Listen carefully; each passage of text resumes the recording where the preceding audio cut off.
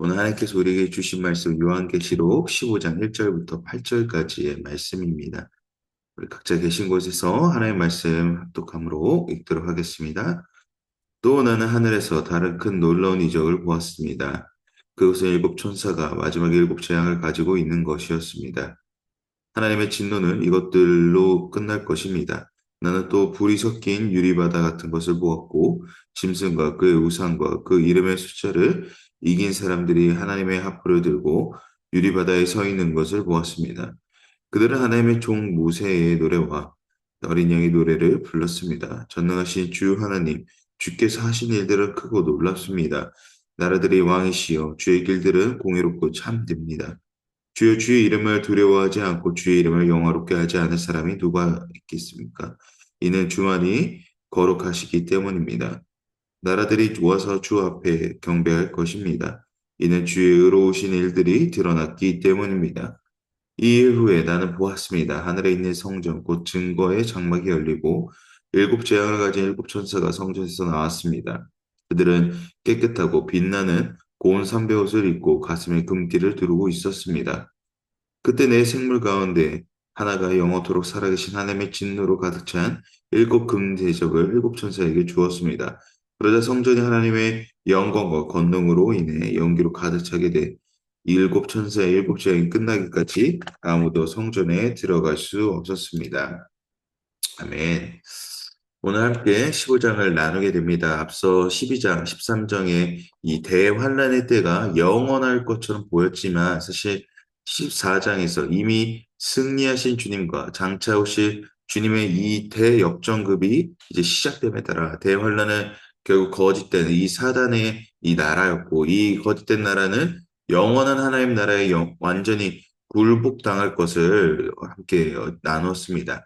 그리고 그 환난 가운데 끝까지 그 믿음을 지켜 행한 자는 주님 오실 날 칭찬받는 종으로서 추수대에 거둬질 것이라는 것을 함께 보았죠. 그리고 오늘 이어지는 15장은 이 하나님의 진노에 대한 이 마지막 이야기를 하고 있습니다.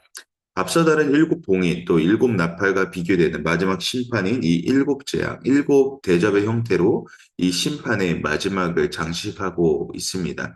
그런데 이 심판이 어제 예수님의 예리한 낫의 추수와 같이 이 말씀드렸던 것처럼 추수, 즉 하베스트가 즉각적으로 일어난다는 것을 말씀드렸는데 즉각적으로 일어났던 상황이 아니라 이 마지막 심판이 이 두려운 재앙 앞에 마치 이해하기 힘든 일이 일어난다라는 것입니다. 2절과 3절을 보게 되면 이 진노 앞에 노래하는 사람이 나옵니다. 하프를 들고 검은 고를 키면서 이 진노 앞에 갑자기 노래를 한다라는 것이죠. 이 진노의 앞에 있는 상황이기 때문에 두려워 마땅히 해야 하는 것이 어떻게 보면 우리가 보통으로 생각할 것인데 이 노래를 부른다는 것은 사실 어떠한 의미가 있을지 한번 생각해 봐야 할 것입니다. 이 하나님의 무서운 심판 앞에, 특별히 마지막이라는 심판 앞에 노래하는 자가 나타난 이유가 무엇이었을까요? 2절을 보게 되면 짐승과 그의 우상과 그의 이름의 숫자를 이긴 사람들이라고 이 노래하는 자에 대해서 소개를 하고 있습니다. 즉 무슨 말입니까?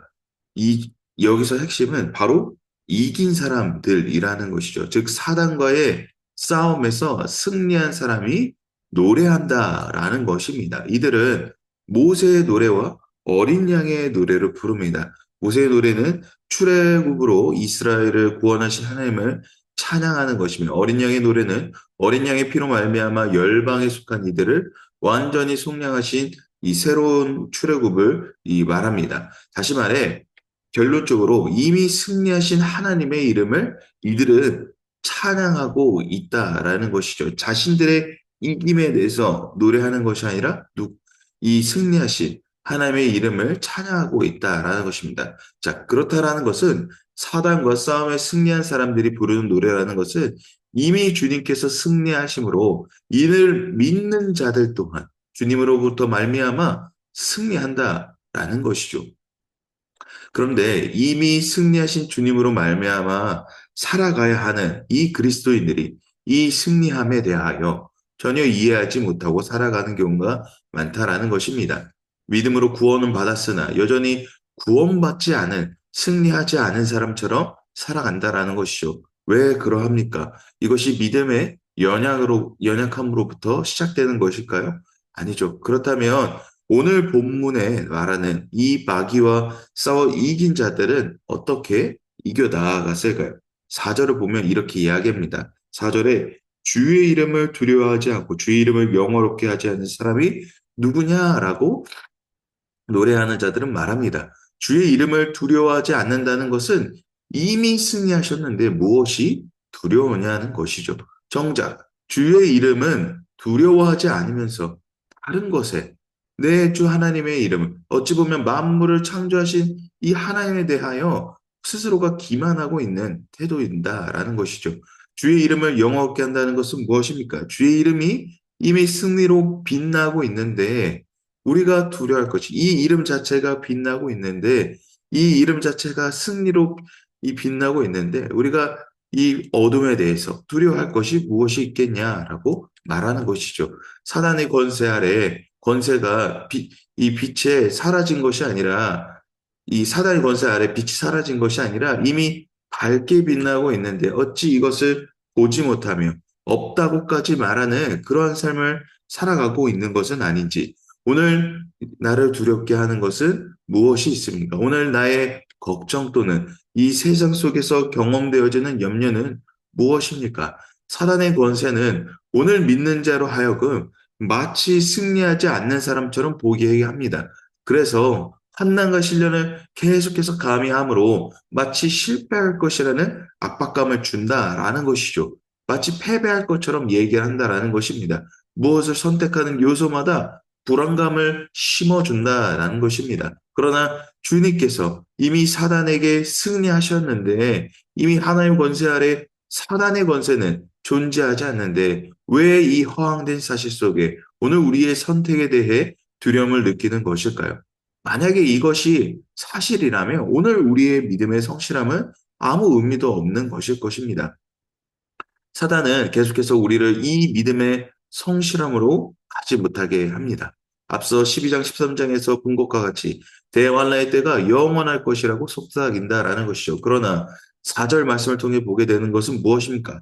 승리하셨다라는 것이죠. 이미 사단의 권세는 무너졌다라는 것이죠. 그러므로 오늘 우리의 믿음의 여정 가운데 해 나가야 될 것은 4절의 마지막에 뭐라고 얘기합니까? 계속해서 주의 이름을 말하는 것입니다. 오늘 내게 행하신 놀라우신 일에 대하여 신실히 그 약속을 이루시는 하나님의 약속에 대해서 우리는 계속해서 상기하며 말해야 된다라는 것이죠. 사단이 계속해서 우리의 귀 속에 아니다. 이것을 너는 곧 패배할 것이라고 말하는 그 귓속말 가운데 오늘 우리는 우리의 입술 속에서 하나님의 주되심을, 하나님의 승리하심을 우리의 입술 속에서 말해야 한다라는 것입니다. 믿음의 성실은 곧 주님을 말하는 데서부터 시작한다라는 것입니다. 사랑하는 성도 여러분, 믿음의 여정에 주님을 말해야 합니다. 주님을 말한다는 것은 곧 무엇입니까? 성경을 읽는다라는 것이요. 성경이 곧 주님이시기 때문입니다. 우리는 주님을 말할 때 오늘 우리의 믿음의 여정이 더욱 선명해지게 됩니다. 왜 내가 주님의 때를 오늘 내가 이렇게 패배감으로 우울감으로 낮아져 있는가 했을 때 주님을 우리가 말하지 않기 때문에 말씀을 읽지 않기 때문에 오늘 우리의 믿음의 여정이 불투명하게 보였다라는 것입니다. 그렇기 때문에 말씀을 선포하고 말함에 따라 오늘 믿음의 여정이 더욱 단단해지고 선명해지는 그러한 은혜가 있게 되기를 축복합니다. 계속해서 5절을 보게 되면 이 하나님의 승리하심에 대한 송축의 노래가 1절부터 4절까지 이루어졌습니다. 그리고 이제 본격적인 이 재앙이 시작하는데 이 재앙을 가지고 있던 천사들이 하늘에 있는 성전, 곧 증거의 장막인 이 성전이 열리게 된다라고 요한은 묘사하고 있습니다. 요한은 이 일곱 천사가 나오는 성전에 대해 굉장히 자세하게 본문에 대해서 언급하고 있는데 이는 그저 성전으로만 언급해도 될 것을 굳이 이 증거의 장막이라는 묘사를 통해 마치 이 성막과 증거의 장막이 이 특별한 관계가 있다라는 것처럼 말하는 것처럼 보입니다. 민수기 17장 18절을 보면 이스라엘 백성들이 광야에서 예배드릴 장소, 즉 이 장막을 뭐라고 부르냐면 증거의 장막이라고 부릅니다. 왜냐하면 그곳에 뭐가 있었습니까? 모세가 시내산에서 하나님으로 직접 받은 두 증거판이 간직되어 있기 때문이었죠. 다시 말해 이 성전을 증거의 장막이라 말하는 요한의 표현은 십계명 두 증거판이 하나님의 말씀이라는 사실을 말함과 동시에 이 일곱 천사가 가진 이 일곱 재앙이 바로 하나님의 말씀으로부터 성취되고 있다라는 것을 의미하고 있는 것입니다. 즉 하나님의 성전에서 나오는 재앙은 곧 하나님께로부터 이미 십계명을 통해서 말씀하신 단순하게 말해 십계명을 지키지 않는 것에서부터 비롯된 재앙이라는 것입니다. 이미 하나님의 신실하심에부터 비롯되었으며 이미 말씀하시고 약속하신 바를 행하시는 하나님으로부터 시작됐다라는 것을 보게 된다라는 것이죠. 그렇다는 것은 오늘 심판의 때가 오래전부터 하나님께서 이 말씀을 지키지 않는 자들을 향하여 시작되는 궁극적인 심판이라는 것을 말하고 있는 것입니다. 하나님께서 실제적으로 일하신다는 하나님의 신실한 언약이 이렇게 확장되어지는 것을 우리가 보게 된다는 것이죠.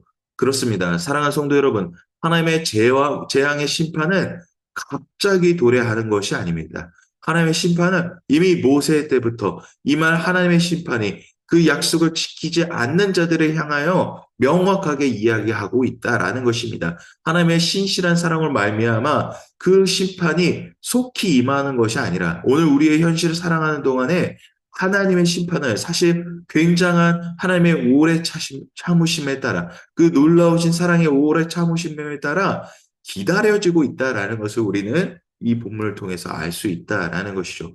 그러므로 오늘 우리의 하루를 그저 의미 없이 보내는 것이 아니라 하나님의 오래 참으심에 따라 살아가고 있다라는 것을 우리가 알아야 된다라는 것입니다.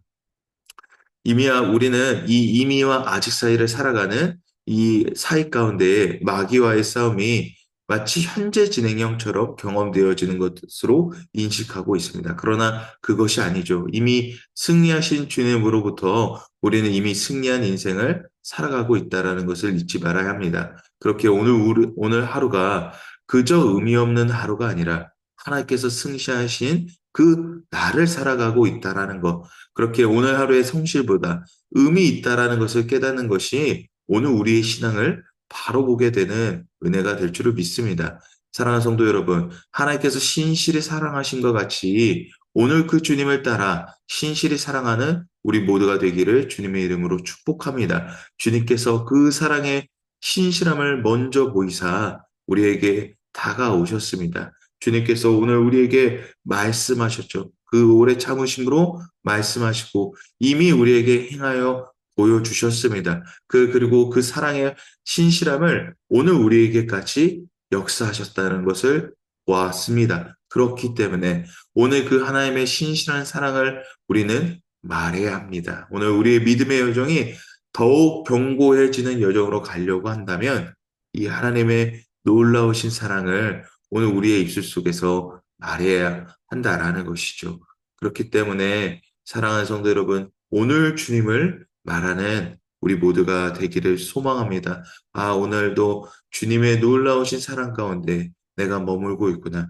그러므로 이 말씀이 오늘도 나를 든든히 하는, 나를 담대하게 하는, 나를 경고하게 되는 이 은혜가 바로 말씀으로부터 오고 있구나라는 것을 우리가 깨닫고 또 그 깨달음으로 말미암아 주님과 함께 나아가는, 주님과 함께 동행하는 우리 모두가 되기를 주님의 이름으로 축복합니다.